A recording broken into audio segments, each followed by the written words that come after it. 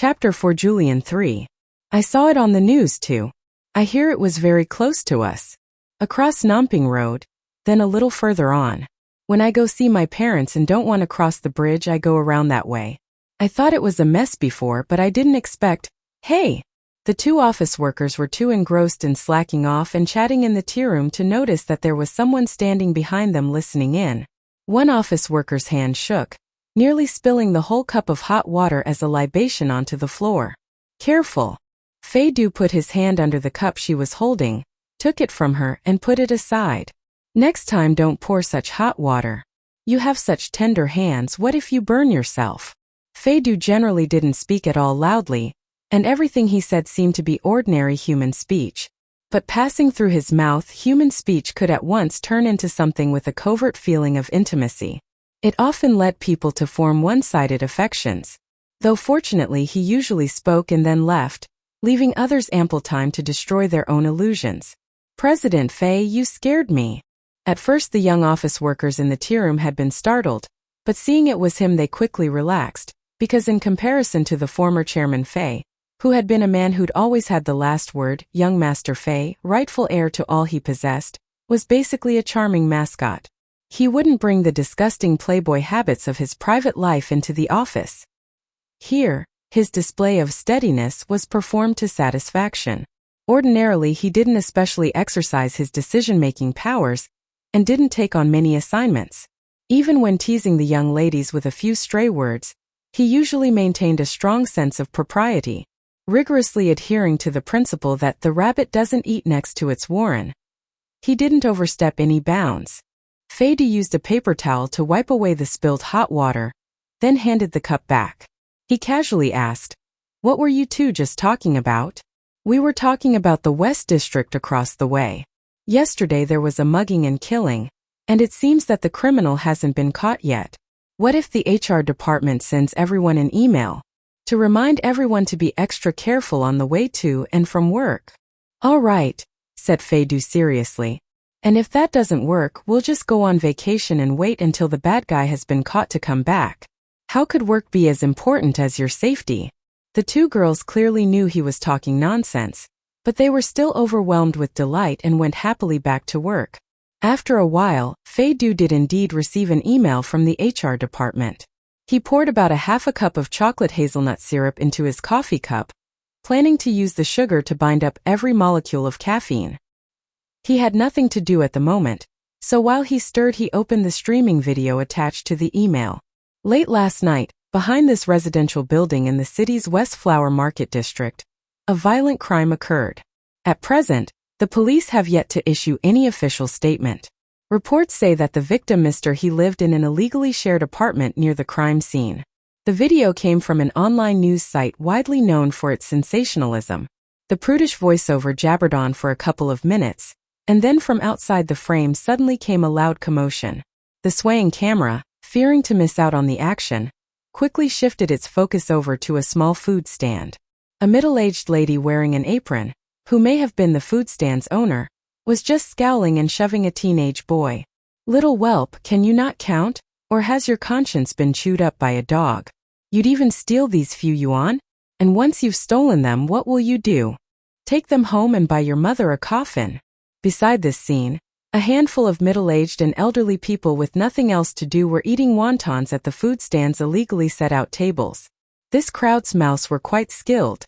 Eating and drinking didn't hold up their pompous declarations. They voluntarily began explaining in the direction of the camera. "You know, that little brat was buying a sesame bun? That lady told him to put the money there, and take some change out of the change basket himself. Shouldn't he have some sense of responsibility? He gave her 10 and tried to take 15 out of the change box. I just saw it all. Eat 5 yuan's worth and take 5 yuan into the bargain. That's great, not far from founding a family fortune. He should be beaten. When a young person steals trifles, won't he grow up to deal drugs and kill people? What about our law and order here? As soon as it gets dark, even the strapping young men don't dare to wander around outside. The way I see it, it's all the fault of these dregs of society coming in from out of town. How many times has this happened? And no one's taken any notice. All right, won't it be murder next time? What did I say? When a middle-aged and elderly cheerleading squad takes it into their heads to stir up trouble, the results won't be insignificant. The conflict quickly intensified. The food standout to its height. She attacked. The teenage thief covered his head with both hands, curling into a ball. His neck and ears, red enough to drip blood, stuck out. He didn't make a sound, he only dodged. Just then, some onlookers who couldn't stand to see any more of this attempted to separate the grappling stand owner from the teenager. Unexpectedly, they also got pulled into the battle. In an instant, the fight escalated, becoming an ideological battle between the West District's original inhabitants and the out-of-town renters, both sides indiscriminately attacking each other's character. It was a complete mess. The camera was knocked askew 3 or 4 times. ZhouDu finished stirring his coffee. He thought this battle of 3 rats with 4 eyes was extremely senseless. There was absolutely no entertainment value in watching it. He was just about to close the video. Suddenly, someone in the video yelled, "The cops are coming!" There was confusion, and a few uniformed people forced their way in to hurriedly part the crowd. They were immediately drowned in the ocean of citizenry. One young policeman even got his glasses knocked off. ZhouDu saw a familiar figure among them. His hand, poised to close the window, paused. Afternoon at the Flower Market District Subbureau, Hong Liang slipped away under the guise of having a meeting. With his hands behind his back, Luo Wenzhou bent to get a close look at Tao Ran. Last time when we went over to help the drug squad catch those drug traffickers, we had a 20-minute shootout, and I don't think anyone suffered such a serious injury. I just knew it. The moment you guys are out of my sight, something is sure to go wrong. When we leave, don't forget to stop by the hospital to get a rabies shot. Some unknown hero's magic claws had left a scratch on Officer Tao's chin. The sub-bureau was in total chaos. The crowd that had taken part in the brawl had had its battle spirits raised. Even after arriving at a public security bureau, they refused to lay down their arms. Mixed in among the cacophonous cursing and struggling, a handful of civil policemen whose vocabularies were clearly pitifully deficient kept saying "get down" and "behave" on repeat. Some extra pairs of hands brought in from the local police station stood at a loss, lined up to one side, not knowing what to do. When Luo Wenzhou came in, he slammed his hand heavily against the door, suppressing the 2 opposing armies with his even more overbearing manner. Everyone was startled by the thunderous sound and turned their heads to look at him. Luo Wenzhou leaned against the doorframe. "Who here assaulted a police officer?" No one spoke. "You think if you don't admit it, the law doesn't apply to you?" Luo Wenzhou nodded. "All right then, we'll detain all of you. Don't forget to notify your relatives to come and make bail. Those without relatives can contact their supervisors at work. I hear some of you were also involved in illegally occupying the road and participating in unlicensed business practices? Great, so you'll all face severe penalties. I'll have my colleagues at the police stations around here be especially attentive to those of you who have a criminal record." Before the words were fully out of his mouth, a middle-aged man around 50 years old blurted out, "Who are you saying has a criminal record? What do you mean we assaulted a police officer? Do you have evidence? You're detaining us without evidence.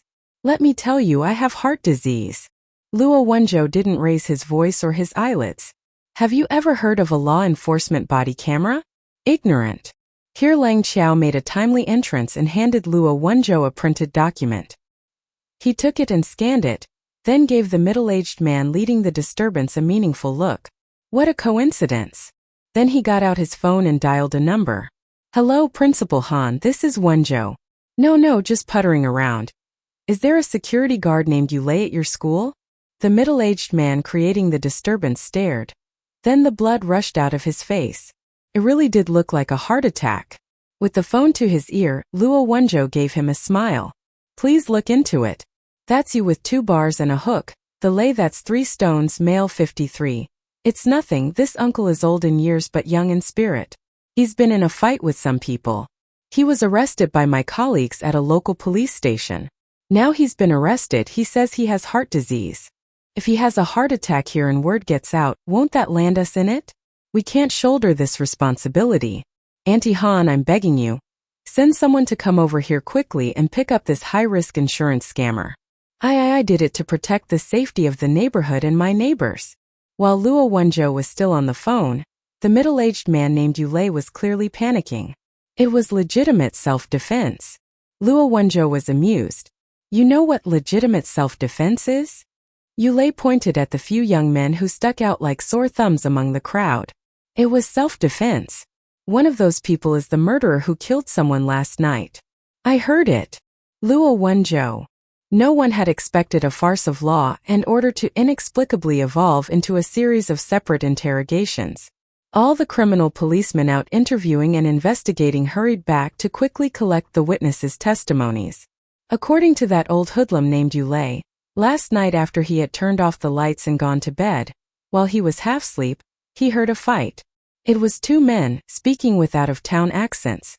The dialect was too heavy for him to understand what they were fighting about, but he sensed that they were people who knew each other. Lang Qiao pushed back her long hair. We've confirmed it. This Yulei lives very close to the spot where the victim was found. The direct distance is less than 50 meters. He lives in an apartment. With the back window open, he should have been able to hear. What time? Said Luo Wenzhou. He's not sure, but he says he goes to bed around 9 and doesn't usually have trouble with insomnia. If he was half asleep, it shouldn't be after 9:30. That conforms with the estimated time of death. Besides that, there are some other people who live nearby who also say they faintly heard something, but there are often drunks getting into fights at night, so the neighbors are used to it. They didn't think anything of it, and they weren't about to go butting in to investigate. Chief Luo. Tao ran, now with a band-aid on his chin, stuck his head in. There's someone here you should come look at. In the interview room, Xiao Haiyang, wearing glasses stuck together with clear tape, was sitting across from a skinny teenage boy. This child is named Ma Xiaowei, said Tao Ran. He claims to be over 18, but I think he's still a minor. The brawl today started because he stole 5 yuan. He's the victim, He Zhongyi's roommate, and likely the last person to see the victim. Luo Wenzhou nodded, opened the door and went in. Ma Xiaowei quickly glanced up at him. Perhaps Captain Luo's aura was too fierce. The boy's face looked a little panic-stricken. It's all right, said Xiao Haiyang. Keep talking. Ma Xiaowei wrung his hands and spoke in a voice as thin as a mosquito's hum. He Zhongyi comes from H province, the same one of our roommates, although they aren't from the same town. H province is supposed to be pretty big. I think Zhongyi's hometown is more out of the way. He only came last year. He's pretty nice, outgoing, and he's a good roommate, cleans up regularly. He never had any trouble with anyone. Xiao Haiyang asked. Do you know if he has any other friends or relatives here? Ma Xiaowei's chin sank. Then he thought of something and quickly shook his head. I don't know, I've never seen anyone. Luo Wenzhou cut in. Where were you between 8 and 10 last night? Ma Xiaowei's throat moved. Again he didn't dare to look at Luo Wenzhou. He quietly said, At home. What were you doing at home? And nothing, just watching TV. Alone? Asked Luo Wenzhou. Ma Xiaowei only then seemed to notice what he was getting at. His expression changed. It's all right, darling. Luo Wenzhou pulled up a chair, sat down in front of Ma Xiaowei, and smiled kindly. We're from the Serious Crimes Division. We're only responsible for major criminal cases. You won't be punished for attempting to steal 5 yuan. Don't be nervous. Ma Xiaowei almost couldn't sit still. Luo Wenzhou's tone changed at once. Although I think that if you steal repeatedly without mending your ways, you can still be penalized even without stealing a significant amount. This isn't your first time, right? Ma Xiaowei stiffened at once, his sickly pale face going blank. Luo Wenzhou lightly knocked on the table. You were at home alone watching TV? Where were the people who live with you? He Zhongyi came home after work last night, changed his clothes and left. The one who's from the same province as Zhongyi. He's gone back home for a few days to attend a family funeral. There are a few others who went out to find people to play mahjong with, so I was on my own, but I didn't say it was you, said Luo Wenzhou, interrupting his rambling defense. There were some residents who heard an argument happening near the scene of the crime around that time. Given how close your house is to the scene, you would have heard. Did you hear anything then? Ma Xiaowei bit his lip hard. If you heard something, say you heard something. If you didn't, say you didn't. Does the question need this much thought? And maybe I heard a little. The TV was on pretty. Around when did you hear it? Said Luo Wenzhou. 9:15, Ma Xiaowei blurted out. As soon as the words were out of his mouth, Xiao Haiyang, taking notes with his head down, and Tao Ran, listening in from the door, both looked at him. Luo Wenzhou narrowed his eyes. Didn't you just say you maybe heard a little? Then how come you remember the time so precisely now? Ma Xiaowei said nothing. Xiao Ma, tell the truth, Tao Ran said gently. How do you know it was 9:15? Did you actually hear something, or were you near the scene of the crime at the time? What do you know? Not giving Ma Xiaowei time to react, Luo Wenzhou immediately added.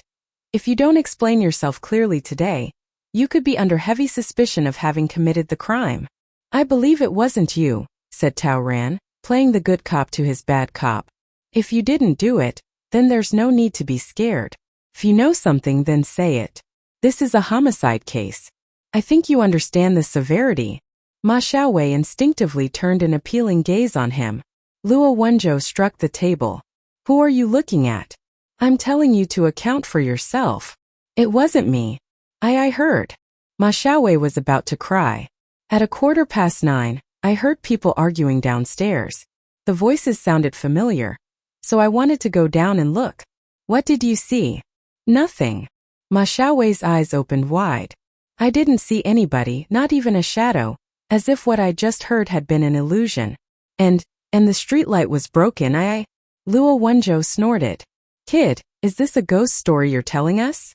The rims of Ma Xiaowei's eyes were red. As he looked fearfully at Luo Wenzhou, the blood vessels crawled bit by bit over his eyeballs. They questioned him repeatedly, until it was near evening and time to get off work, and Ma Xiaowei was near collapse, but the boy didn't cough up anything else of use. He just told the same inferior late-night ghost story over and over again. I don't think it was him, said Lang Qiao, coming out of the sub-bureau. This kid's psychological quality is unsound. He'll say anything once he's scared. If there really was something, he couldn't have held out long with all of us questioning him. Although the bit about the haunting is pretty strange. Luo Wenzhou made an uncertain sound. What is it? Said Tao Ran. That's not for sure, said Luo Wenzhou. It could be he's only telling a part of the truth. I think he's still holding something else back. Let's talk about it tomorrow. Where are you two headed? Back to the city bureau first, or? His speech was interrupted by a whistle. The three-person team of court supervisors looked up and saw a big SUV at least 2 meters tall parked by the side of the road. There was someone leaning against the car. You've had a hard day, Officer Tao. Could I take you home?